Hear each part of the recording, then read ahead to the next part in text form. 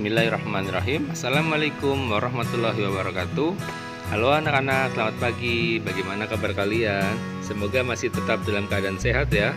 Nah, pada hari ini kita akan melanjutkan materi pembelajaran kelas 3, tema 3 benda di sekitarku, subtema 2 wujud benda, pembelajaran yang ke-6. Pada pembelajaran sebelumnya kita sudah mempelajari benda-benda berdasarkan wujudnya, sifat-sifatnya, dan contoh-contoh benda yang ada.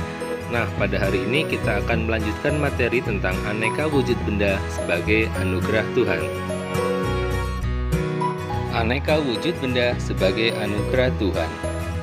Benda diciptakan Tuhan dengan beraneka ragam wujudnya. Pernahkah kamu membayangkan jika wujud benda hanya satu? Apa kira-kira yang terjadi ya? Nah, setiap benda mempunyai sifat dan fungsinya masing-masing. Kamu telah mempelajari benda dan sifatnya. Sekarang, mari kita lengkapi bagian berikut.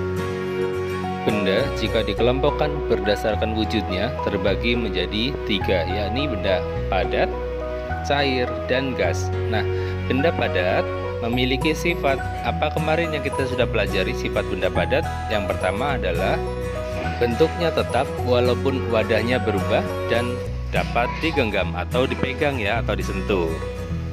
Terus apa saja contoh bendanya? Ada banyak sekali, boleh meja, kursi, gelas, piring, sendok, dan lain-lain, ada banyak sekali. Kemudian benda cair memiliki sifat kemarin bentuknya berubah sesuai dengan wadahnya dan dapat digenggam atau dipegang atau disentuh ya. Nah, contohnya apa saja kemarin yang kita sudah pelajari? Contohnya ada air, ada minyak goreng, ada oli, saus, kecap, dan lain sebagainya. Kemudian yang ketiga adalah benda gas. Benda gas memiliki sifat kemarin kita juga sudah mempelajari bentuknya bagaimana? Bentuknya berubah sesuai dengan wadahnya dan tidak dapat digenggam atau dipegang atau disentuh, tetapi kita bisa merasakan. Kemudian selain sifat tersebut, benda gas juga memiliki massa. Terus contoh benda gas ada apa saja? Ada banyak juga. Ada awan, ada asap, itu yang benda gas yang masih kelihatan. Nah, kalau benda gas yang tidak kelihatan itu ada udara. Kemudian kalau ibu memasak itu menggunakan gas LPG. Kemudian, nah yang paling bahaya ini kentut. Nah, tidak terlihat tetapi menyengat di hidung. Nah, selanjutnya tugas kalian adalah melakukan pengamatan di suatu tempat ya. Di situ kalian bakalan menemukan berbagai macam benda. Catatlah di situ ada benda padat, benda cair, dan gas. Catat dan tulis benda apa saja yang kalian temukan. Dan tulislah dalam tabel berikut ini. Nah, selanjutnya tuliskan dalam bentuk cerita tentang wujud benda di sekitarmu. Kasih judul ya, manfaat benda beraneka wujud. Perhatikan contoh. Dimas memiliki lemari es di rumahnya. Dia sering mengamati cara ibu membuat es. Dimas sudah mengerti caranya, namun dia belum yakin apakah dia akan berhasil atau tidak. Setelah itu, dia mengambil plastik, kemudian diisi air dan diikat dengan karet. Lalu, Dimas memasukkan plastik yang berisi air itu seperti cara yang digunakan oleh ibunya. Setelah itu, dia bermain dengan teman-temannya. Setelah bermain hampir seharian, dia teringat bahwa dia sedang membuat es. Dimas berlari menuju rumah dan langsung menuju ke lemari es. Dimas sangat senang karena pada saat itu dia bisa membuat es sendiri. Nah, tahukah kalian, es adalah wujud air dalam bentuk padat, air yang memadat. Nah, mengapa air bisa menjadi es? Karena air dapat membeku jika mengalami penurunan suhu yang sangat dingin. Nah, perubahan wujud benda cair menjadi padat disebut membeku. Selanjutnya perhatikan gambar berikut. Lihat ya, Siti sedang memperhatikan timbangan untuk menimbang bayi. Semua timbangan berwujud benda padat. Apakah kamu pernah melihat timbangan selain berwujud benda padat?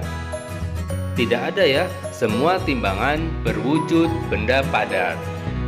Ada beberapa satuan massa yang sehari-hari disebut berat, seperti kilogram, gram, dan ons. Nah, ketiga satuan ini saling berhubungan. Mari kita lakukan percobaan. Percobaan menimbang dengan timbangan kue. Perhatikan berat benda 1 kg dan 1000 gram. Apakah benda tersebut menunjukkan berat yang sama? Mari kita perhatikan satu persatu gambar timbangan berikut. Pada gambar 1 itu menggunakan timbangan ons. Nah, kita sudah tahu yang ditimbang itu adalah gula yang memiliki berat 1 kg. Gula yang beratnya 1 kg ditimbang ke timbangan yang satuan ons ternyata menunjukkan 10 ons. Artinya berarti gambar 1 menunjukkan bahwa 1 kg sama dengan 10 ons. Kita lihat di gambar yang kedua itu menggunakan satuan gram timbangannya ya. Nah, yang ditimbang adalah beras. Beras itu kita sudah tahu, sudah pernah timbang sebelumnya, itu adalah 1 kg beras. Nah, ketika kita timbang di satuan gram, ternyata beras itu di satuan gram di timbangannya menunjukkan 1000. Nah, itu artinya pada gambar yang kedua menunjukkan bahwa 1 kg sama dengan 1000 gram. Nah, perhatikan gambar yang ketiga. Gambar yang ketiga kita menimbang tepung yang kita sudah tahu tepung itu beratnya 1 ons. Sebelumnya kita sudah timbang tepung itu beratnya 1 ons. Kemudian kita timbang menggunakan timbangan dengan satuan gram. Nah, ternyata 1 ons tepung itu di timbangan menunjukkan 100 gram. Nah, jadi pada gambar yang ketiga menunjukkan bahwa 1 ons menunjukkan sama dengan 100 gram. Nah, sekarang sudah bisa membedakan ya, apa hubungannya antara gram, ons, dan kilogram. Secara singkat dapat kita tuliskan bahwa 1 kg sama dengan 10 ons sama dengan 1000 gram. Selanjutnya mari kita tentukan satuan yang paling berat untuk ukuran pada soal berikut ini. Soal yang pertama, berat badan Udin adalah 30 titik-titik. Nah, biasanya kalau menimbang orang itu menggunakan satuan kilogram. Jadi berat badan Udin adalah 30 kg. Kemudian yang kedua, ibu membeli telur seberat 1 titik-titik. Jadi kalau misal ibu ke warung itu membeli telur kira-kira 1 ons, 1 gram, apa 1 kilogram? Nah, jawabannya adalah 1 kilogram. Nah, selanjutnya lanjutkan sesuaikan dengan satuan yang tepat ya. Silakan diskusikan dengan orang tuamu ya supaya jawabanmu semakin yakin. Selamat mengerjakan. Nah, selanjutnya marilah kita belajar untuk menimbang. Apakah di rumah punya timbangan badan? Cobalah kalian belajar menimbang temanmu atau anggota keluargamu dan tuliskan dalam tabel tersebut ya. Misalnya namanya Siti. Siti berat badannya setelah ditimbang adalah 35 kg. Maka kita tulis 35 kg. Nah, selanjutnya silahkan dilengkapi. Selamat mengerjakan.